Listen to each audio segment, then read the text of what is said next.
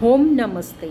आज हम अपने नी जॉइंट को समझने का प्रयत्न करते हैं।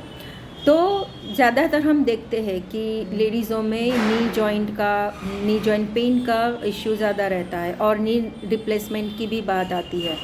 तो यहाँ पर पहले हम समझते हैं कि ये जॉइंट कैसे बनता है। तो ये जो जॉइंट है वह हिंज जॉइंट प्रकार एक जॉइंट का प्रकार है। ऐसे बनता है जैसे हमारा एल्बो जॉइंट है, जिसको हम ऐसे फ्लेक्शन एंड एक्सटेंशन कर सकते हैं। ऐसे ही हमारा नी जॉइंट है।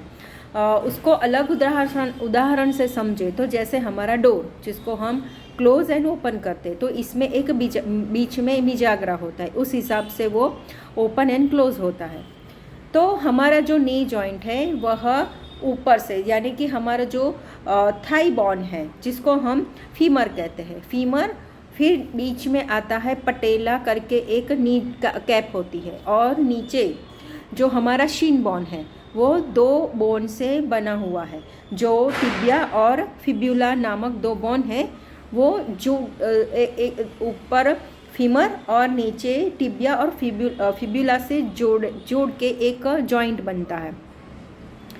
और उसको सपोर्ट करने के लिए जो मसल्स होते हैं उसमें लिगामेंट्स होते हैं, टेंडर होते हैं, बराबर। जो लिगामेंट्स होते हैं वो हमारे एक बॉन को दूसरे बॉन से जोड़ते हैं। फिर जो टेंडर होते हैं वो हमारे बॉन को मसल्स के साथ जोड़ते हैं।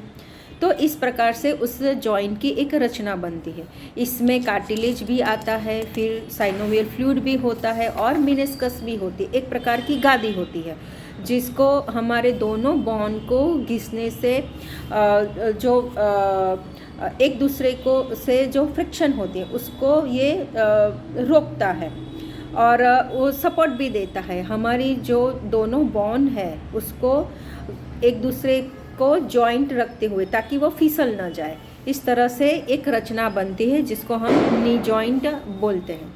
तो इसमें अलग अलग प्रकार के डिजीज़ होते हैं, रोग होते हैं। उसमें ऑस्टियोआर्थराइटिस हो सकता है, पटेला फेमोरल सिंड्रोम हो सकता है, एसीएल स्ट्रेच लिगामेंट हो सकता है, यानी कि एंटेरियर क्रूशियल लिगामेंट्स का स्ट्रेचिंग हो सकता है, मेनिस्कस टियर डैमेज हो सकता है, टेंडोनाइटिस यानी कि स्वेलिंग हो सकती है। इस अलग अलग प्रकार के उसमें रोग भी होते हैं। तो हमें देखना होता है कि कहाँ पर ये इंजरी होती है, उस हिसाब से हमें उसको ट्रीटमेंट देनी होती है। ज़्यादातर जो माइनर पेन होता है उसमें हम कुछ हद तक सूक्ष्म व्यायाम करके अपने मसल्स को मजबूत करके उसको ठीक कर सकते हैं। लेकिन अगर बहुत ज़्यादा पेन है तो उसमें ज़्यादातर रेस्ट देना होता है। तो यहाँ पर कौन सा वाला पेन है, कहाँ पर इंजर्ड है, ये सब देखते हुए हमें उसको ट्रीटमेंट देना होता है। ठीक है। होम नमस्ते।